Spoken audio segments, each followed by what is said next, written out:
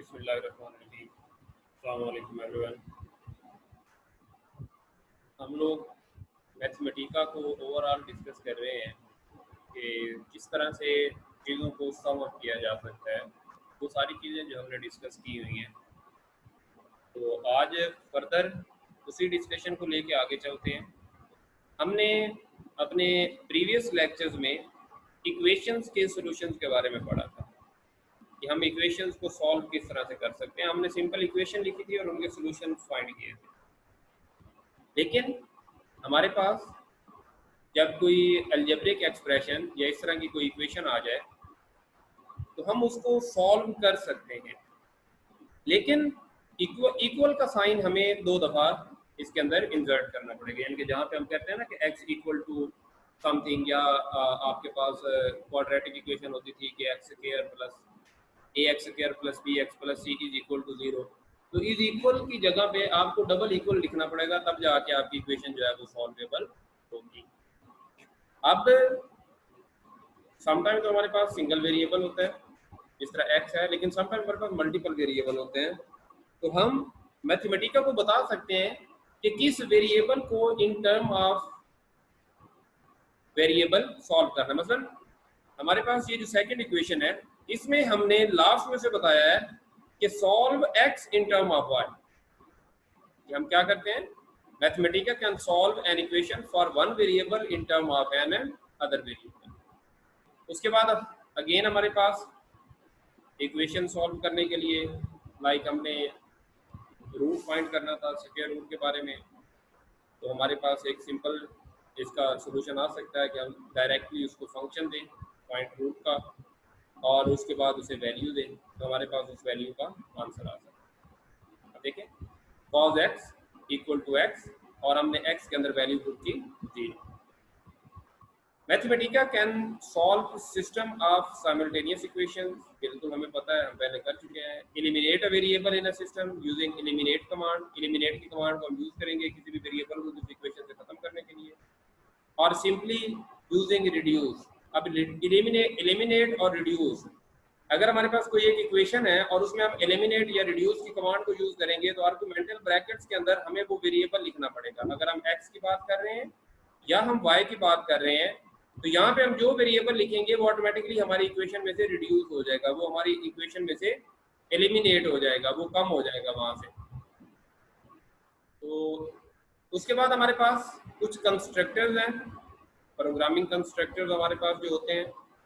हमें पता है कि असाइनमेंट ऑपरेटर्स जो हम यूज़ करते हैं या असाइनमेंट कंस्ट्रक्टर जो हम यूज़ करते हैं वो हमारे पास इक्वल होता है, plus equal, plus plus, multiply equal, इस तरह मल्टीपल हमारे पास ये कंस्ट्रक्टर्स हो सकते हैं। उसके अलावा हमारे पास लूप होते हैं, मसलन डू लूप होता है, वाइल लूप होता है, फॉर लूप होता है, do while for table next होता है। उसके बाद कंडीशनल होती हैं, इफ एल्स की कंडीशन जो हम यूज़ करते हैं कि if x is true then else, ये सारी उसके बाद फ्लो कंट्रोल होता है। उसके बाद हमारे पास स्कोप कंस्ट्रक्टर होता है जिसे हम मॉड्यूल कहते हैं। उसके बाद इनपुट आउटपुट, ये आपको पता है कि इनपुट और आउटपुट किस तरह से मैथमेटिका के अंदर हम यूज़ करते हैं, हमारे पास वैल्यूज किस तरह से अपीयर होती हैं। इसके अलावा एक और इम्पोर्टेंट चीज़ है मैट्रिक्स। मैट्रिक्स के बारे में हमने पहले भी बात की थी कि हम अपने डाटा को in the form of rose and columns show कर सकते हैं जो कि मैट्रिक्स बनाते हैं। हम अपनी वैल्यूज देंगे in the form of arrays, in the form of sets, तो जब हम उसको कमांड देंगे मैट्रिक्स फॉर्म की तो वो ऑटोमेटिकली उसके अंदर कन्वर्ट हो जाएगी। मसलन मैट एक वेरिएबल था, उसके अंदर हमने ये सारी वैल्यूज स्टोर करवाई। अब हम इस वेरिएबल मैट को, ये लाजमी नहीं है वेरिएबल का नाम मैट ही रखें, आप वेरिएबल का नाम एक्स वाई जी कुछ भी रख लें अपनी चॉइस का, तो जब आप इसको मैट्रिक्स फॉर्म में देखेंगे तो आपके पास मैट्रिक्स फॉर्म में शो हो जाएगा। इसी तरह नीचे आपके पास x4 y5 के लिए मैट्रिक्स फॉर्म में आपके पास वैल्यूज आई हुई हैं, इन्हें हम देख लेंगे कि किस तरह से हमारा मैट्रिक्स जो है वो हमारे सामने अपेयर होता है। उसके बाद हमारे पास है कि लिस्ट क्या होती है, टेबल क्या होता है, मैट्रिक्स क्या होता है। लिस्ट और टेबल को हम डिटेल में पहले पढ़ चुके हैं, मैट्रिक्स की हमने अभी बात की है। ये देखें हमारे पास एक लिस्ट है, उसके अंदर हमने आर्गुमेंटल ब्रैकेट्स के अंदर उस लिस्ट की वैल्यूज दी हैं। अगर हम उसका फुल फॉर्म देखें तो हमारे पास उस लिस्ट की वैल्यूज आ जाएंगी। उसके बाद टेबल है हमारे पास, अगर हम कोई टेबल देखना चाहें तो हमारे पास उस टेबल की वैल्यूज आ सकती हैं।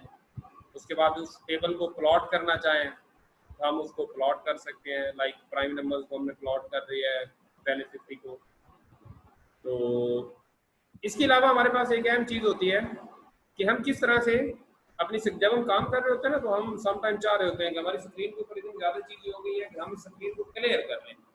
तो क्लियर स्क्रीन करने के लिए बेटा हमें एक मॉड्यूल बनाना पड़ता है CLS का। CLS के मॉड्यूल में हमें ये पूरी वैल्यू स्टोर करवानी पड़ेगी। ये आपको याद रखना मुश्किल होगा, लेकिन अनफॉर्चुनेटली ये आपको याद रखनी पड़ेगी। ये सारी एक ही वैल्यू है, ये अलग अलग नहीं है, सेम वैल्यू है।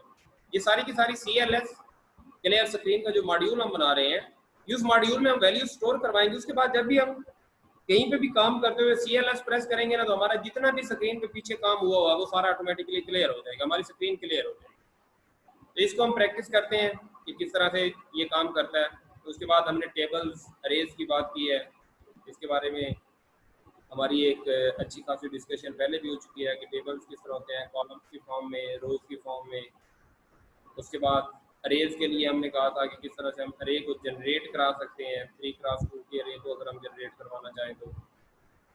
वेक्टर्स के बारे में इसी तरह हमारी बात हुई थी। वेक्टर्स के ऊपर आपको याद होगा हमने लास्ट टाइम भी डिफरेंट फंक्शंस, हमने एक BEC के नाम से वेरिएबल लिया था, फिर उसके ऊपर हमने स्केयर लिया था और डिफरेंट फंक्शन जो है वो अप्लाई किए थे। इसी तरह हम वेक्टर एडिशन कंफर्म कर सकते हैं। तो अगर हमारे पास डॉट प्रोडक्ट हो जाए तो आपको पता है वो स्केलर हो जाती है। तो ये डॉट और क्रॉस प्रोडक्ट कंसेप्ट जो है ये वेक्टर और स्केलर के लिए। तो वेक्टर के लिए नॉर्मली हम क्या करते हैं, स्पेस खाली छोड़ के मल्टीप्लाई की जगह पे रखते हैं। इसके अलावा हमारे पास मैथमेटिका के अंदर सेट्स पे बहुत सारे फंक्शन हो सकते हैं, जिस तरह हमारे पास यूनियन, इंटरसेक्शन, कंप्लीमेंट, ये कॉमन फंक्शन है, इन्हें हम यूज़ करते हैं और ये मैथमेटिका के अंदर बिल्ट इन चीज़ें मौजूद हैं। हम यूनियन और उसके बाद आर्गुमेंटल ब्रैकेट्स में अपने सेट्स की वैल्यू देंगे तो हमें आंसर मिलेगा। इसी तरह इंटरसेक्शन के अंदर हमें आंसर मिलेगा और कंप्लीमेंट के अंदर हमें आंसर मिलेगा हमारी गिवन वैल्यूज़ का। ये आंसर हमें किस तरह से मिलता है, क्या वैल्यूज़ आती हैं, इन्हें भी हम देख लेते हैं। इसके बाद हम अगर कभी अपना इमेज को इंपोर्ट करना चाहें तो अपने इमेज को इंपोर्ट करने के लिए उस इमेज के ऊपर मल्टीपल जो फंक्शन हैं वो अप्लाई करने के लिए हम यूज़ कर सकते हैं मैथमेटिका को। इसके बाद यहाँ पे ये लास्ट 2 स्लाइड्स जो हैं, आपने ये एक इम्पोर्टेंट क्वेश्चन सुना होगा, व्हाट इज मैथमेटिका पैकेज या पैकेजेस इन मैथमेटिका। तो ये थ्योरेटिकल 2 स्लाइड्स हैं एंड पे 3, ये आपको डिटेल देंगी कि पैकेजेस इन मैथमेटिका या पैकेज इन मैथमेटिका। तो अगर आपके पास कोई क्वेश्चन आ जाता है अबाउट पैकेजेस तो आप इसे यूज़ कर सकते हैं अपने पैकेजेस के लिए, पैकेजेस इन मैथमेटिका। तो अब हम थोड़ा इस चीज़ को जो हमने डिस्कस किया है, थ्योरेटिकली हम चीज़ें डिस्कस की हुई थी, इसलिए मैंने जस्ट आपके सामने गो थ्रू किया है, ज़्यादा डेप्थ में नहीं किया, क्योंकि मेजोरिटी जो है उसके बारे में हमने पहले बात की हुई थी। लेकिन अब हम थोड़ा सा इसको अपने सॉफ्टवेयर के थ्रू चेक करते हैं कि हमारा सॉफ्टवेयर इस पर कैसे परफॉर्म करता है, क्या टास्क किस तरह से परफॉर्म होता है हमारे पास। तो हम पहले अपने सॉफ्टवेयर को स्टार्ट करते हैं। ओके, अब हम अपनी स्क्रीन शेयर में लेके आते हैं अपने सॉफ्टवेयर को। तो आपके सामने सॉफ्टवेयर की टैगलाइन स्टार्ट होगी। तो सबसे पहले हमने कहा था कि अगर हम सॉल्व करना चाहें किसी भी इक्वेशन को, देखिए सॉल्व का फंक्शन आपके पास ऑलरेडी है। मैं थोड़ा सा आपके लिए इसका फॉन्ट साइज जो है वो बढ़ा देता हूँ ताकि आपको नज़र आसानी से आ जाए। सॉल्व हम इक्वेशन को करना चाह रहे हैं और आर्गुमेंटल ब्रैकेट्स के अंदर हम क्या लिख रहे हैं, 4x पावर 2 यानी कि x square plus 4x plus 1 and equal to 0। तो हम देखते हैं हमारे पास इसका आंसर क्या होगा। ये देखें जनाब, हमारे पास x की वैल्यू क्या आ गई है, -1/2। तो ये वैल्यूज हमें अब x की वैल्यूज जो है वो दे रही है। अब इस वैल्यू को अगर हम चेक करना चाहें तो ये देखिए नीचे हमारे पास इसकी numerical value, rules of r variable, rule to express, first solution, convert rules, ये सारे के सारे हमारे पास है। ये देखें, ये लास्ट सॉल्यूशन अगर हम देखें तो हमारे पास फाइनली जो लास्ट सॉल्यूशन है वो x की वैल्यू -1/2 आ जाती है, वो हमारे पास फर्स्ट सॉल्यूशन था।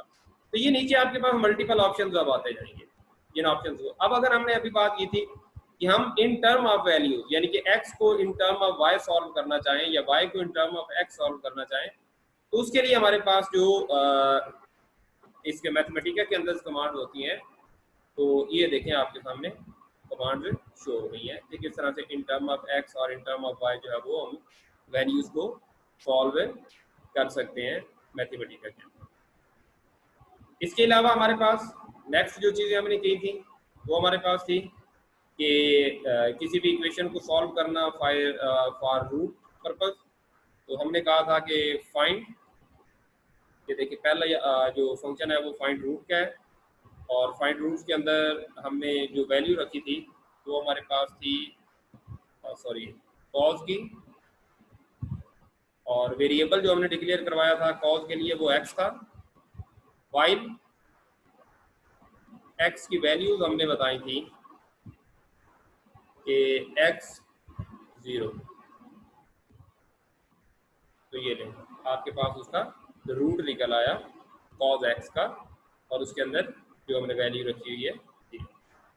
इसके बाद हमारे पास नेक्स्ट जो प्रोग्रामिंग कंस्ट्रक्टर थे, उसके बाद हम मैट्रिक्स की बात करते हैं। तो मैट्रिक्स में अब ये थोड़ी देर के लिए ना ध्यान कीजिएगा कि मैट्रिक्स के अंदर हमारे पास सबसे पहले हम एक वेरिएबल के अंदर मैट्रिक्स की वैल्यूज को स्टोर करवाएंगे। ये मैट लिखने का पर्पज ये है ताकि आपको क्लियर हो जाए कि हम मैट्रिक्स की बात कर रहे हैं। अब यहाँ पे हम उसकी वैल्यूज देते हैं 1 2 3। ब्रैकेट्स को थोड़ा ध्यान से देखिएगा क्योंकि इसकी वजह से अगर आपका 5 6 एंड 7 8 9 ये मैट्रिक्स के अंदर आपकी स्टोर हो गई है वैल्यू। अब आप इन्हें मैट्रिक्स फॉर्म में देखना चाहते हैं, यानी कि जो आपका वेरिएबल है मैट, इसको आप देखना चाहते हैं किस फॉर्म। आपको याद है ना यहाँ पे हम n लिख रहे थे अप्रॉक्स वैल्यू के लिए, तो अब हम लिखेंगे मैट्रिक्स फॉर्म। ये देखिए मैट्रिक्स फॉर्म कि हम मैट वेरिएबल को मैट्रिक्स फॉर्म में देखना चाहते हैं। तो ये ले जनाब 1 2 3, यानी कि आपका जो पहला सेट होगा या पहली वैल्यूज होंगी वो आपकी पहली रो है, दूसरा सेट आपकी दूसरी रो है, तीसरा सेट आपकी तीसरी रो है। तो जो वैल्यू आप वहां पे देंगे वो आपकी रो वाइज यहाँ पे शुरू होगी। तो इसलिए याद रखिएगा कि जो आपके सेट्स की अरेंजमेंट है, पहला सेट पहली रो है और उसके अंदर जितने एलिमेंट्स हैं वो आपके कॉलम्स हैं। अगर आप 2 एलिमेंट्स रखेंगे तो 2 कॉलम बनेंगे, 3 एलिमेंट रखेंगे तो 3 कॉलम बनेंगे। तो ये आपको याद रखना है। उसके बाद हमने एक वैल्यू देखी थी जिसके अंदर हमने hx और hy के अंदर कुछ वैल्यूज जो है वो स्टोर करवाई थी।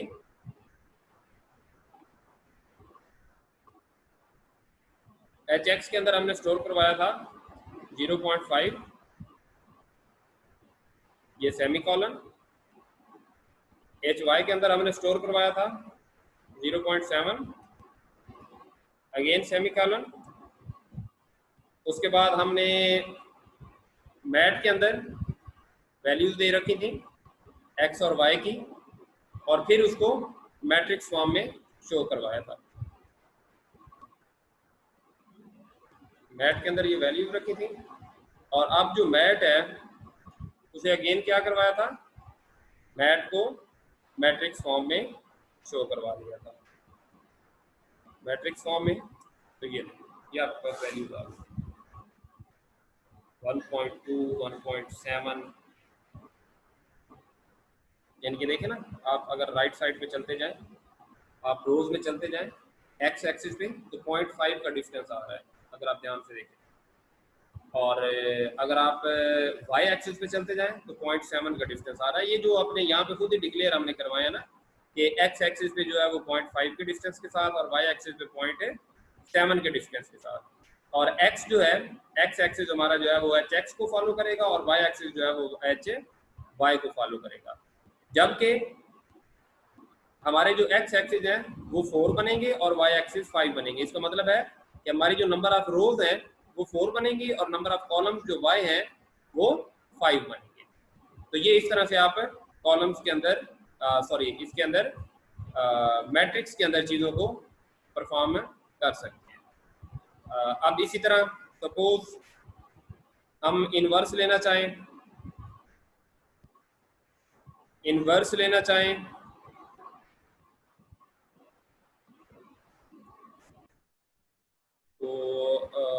आर्गुमेंटल ब्रैकेट्स के अंदर, अच्छा ठीक है, इनवर्स हम लेना चाह रहे थे मैट का, तो ये आर्गुमेंटल ब्रैकेट्स के अंदर हम वैल्यू देंगे। तो ये देखें, ये नीचे उसने आपको इनवर्स वैल्यूज दे दी हैं, इनके ऊपर आपने इनवर्स अप्लाई करना है। अब इसको अगर आप मैट्रिक्स फॉर्म में कन्वर्ट करना चाहें तो, लेकिन यहाँ पे वो कह रहा है आपको कि आपका जो मैट्रिक्स है वो स्क्वायर मैट्रिक्स नहीं है। आपको पता है कि आपका जो इनवर्स आता है ना, वो सिर्फ और सिर्फ स्क्वायर मैट्रिक्स के लिए आता है। तो जब आपका मैट्रिक्स स्क्वायर नहीं है तो इसका मतलब है कि यहाँ पे आपके इनवर्स के अंदर प्रॉब्लम आ रही है। तो आप स्क्वायर मैट्रिक्स को डिफाइन करवा के वैल्यूज को ले सकते हैं।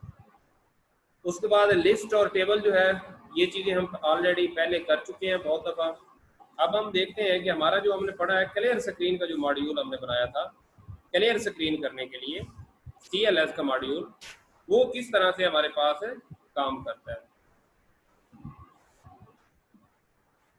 क्लियर स्क्रीन का मॉड्यूल हमारा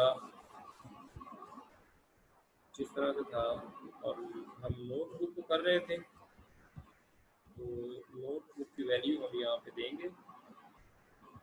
ये हमारे पास क्लियर स्क्रीन। अब देखें, क्लियर स्क्रीन, CLS और एक मॉड्यूल बना लिया। मैंने आपको बताया था कि अब ये मॉड्यूल इकट्ठा है, यहाँ से लेके यहाँ तक ये सारी कमांड आपने एक साथ लिखनी है, इसके दरमियान कोई गैप नहीं है, कोई नेक्स्ट लाइन नहीं है। ये देखें, जैसे ही मैं इसको करता हूँ, ये देखें, ये एक ही लाइन पे कमांड आ रही है। तो ये आपने इसी तरह एक लाइन पे कमांड लिखनी है सारी की सारी, उसके बाद इसको एग्जीक्यूट कर लेना है, यानी कि शिफ्ट प्लस एंटर प्रेस कर लेना है। अब आप जब भी नेक्स्ट आएंगे और आप यहाँ पे लिखेंगे CLS, जो हमने मॉड्यूल बनाया CLS, इसे इंटर करेंगे तो ये देखें आपकी सारी की सारी स्क्रीन जो है वो क्लियर होगी। आपने जितना पीछे काम किया होगा था वो क्लियर हो गया है। तो क्लियर स्क्रीन करने के लिए याद रखिएगा, नॉर्मली जो प्रोग्रामिंग लैंग्वेजेस होती हैं उसके अंदर ये बिल्ट इन मॉड्यूल होता है, लेकिन यहाँ पे हमें ये मॉड्यूल खुद से क्रिएट करना पड़ेगा मैथमेटिक्स। एक दफ़ा क्रिएट हो गया, अब जब तक हम इसके अंदर काम कर रहे हैं ये हमारा एज इट इज चलता रहेगा। उसके बाद हमने बात की थी सेट्स की, कि सेट्स के अंदर हम किस तरह से यूनियन ले सकते हैं, इंटरसेक्शन ले सकते हैं। तो ये देखें, ये सपोज मैं यूनियन लेना चाहता हूँ, तो ये देखें ABCD मेरा यूनियन है।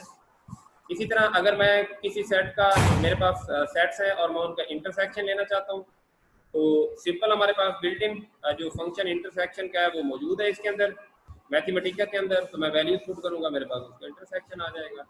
इसी तरह आपको याद होगा कि माइनस करने के लिए हम कंप्लीमेंट को यूज़ करते हैं। तो अगर आप कंप्लीमेंट वाला फंक्शन यूज़ करना चाहें तो ये लें, आप कंप्लीमेंट का फंक्शन यूज़ करें और आपके पास ये लें वैल्यू, आपके पास कंप्लीमेंट की वैल्यूज आ जाएंगी। तो ये आपके पास यूनियन, इंटरसेक्शन और कंप्लीमेंट वाला जो फंक्शन है वो आप परफॉर्म कर सकते हैं। इसके अलावा आपके पास एक फंक्शन यूज होता है जिसकी हमने अभी बात की थी, कि किसी भी फाइल को इंपोर्ट करने के लिए, पिक्चर को इंपोर्ट करने के लिए, सपोज मैं लिखता हूं कि इंपोर्ट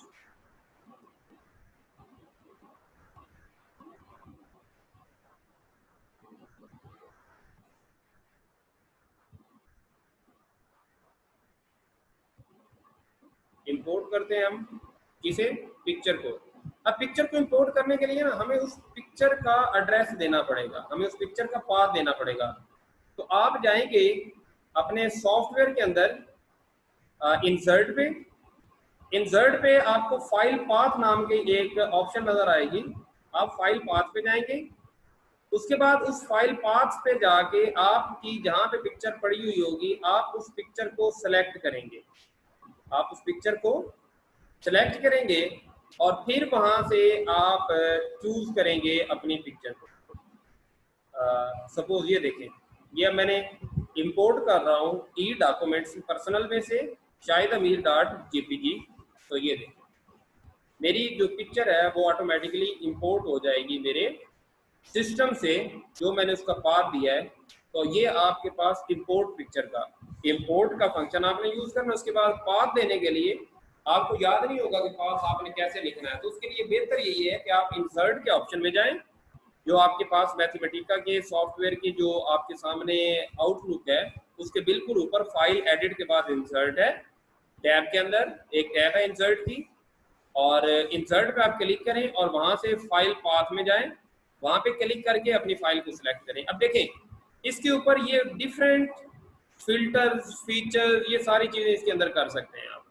तो ये डिटेक्ट फीचर्स करना चाहते हैं, मतलब डिटेक्ट एजेस करता हूँ तो देखो मेरे पास क्या होता है, अब मेरी पिक्चर में सिर्फ एजेस रह गए हैं, ये देखें, ये रेडियस और ये देखें, ये सारी चीज़ें जो है ये और ये मेरे पास जो है वो थ्रेश होल्ड वैल्यूज़ है, ये देखें, ये कम ज़्यादा मैं अपनी चॉइस के मुताबिक कर सकता हूँ। तो ये आपको याद रखना पड़ेगा। ये डिफरेंट मेथड्स हैं मेरे पास, मैं कैनी से कर रहा हूँ, इसी तरह मेरे पास सोबल का मेथड है, सोबल मेथड से मैं कर सकता हूँ इन चीज़ों को चेंज। तो ये आप ट्राई कर लीजिएगा। इसके बाद इसके ऊपर डिफरेंट फिल्टर्स अप्लाई हो सकते हैं, मसलन पिक्चर्स को ब्लर करने के लिए, ये देखिए पिक्चर ब्लर हो गई है, कितना ज़्यादा ब्लर करना है आप उसके मुताबिक उसे ब्लर कर सकते हैं। तो ये सारे फिल्टर्स आपके पास मौजूद हैं, फीचर्स मौजूद हैं, ग्रेडियंट फिल्टर मौजूद हैं। तो ये सारे ऑपरेशन जो है ये आप अपनी किसी भी पिक्चर के ऊपर परफॉर्म कर सकते हैं। तो ये था हमारा आज का लेक्चर।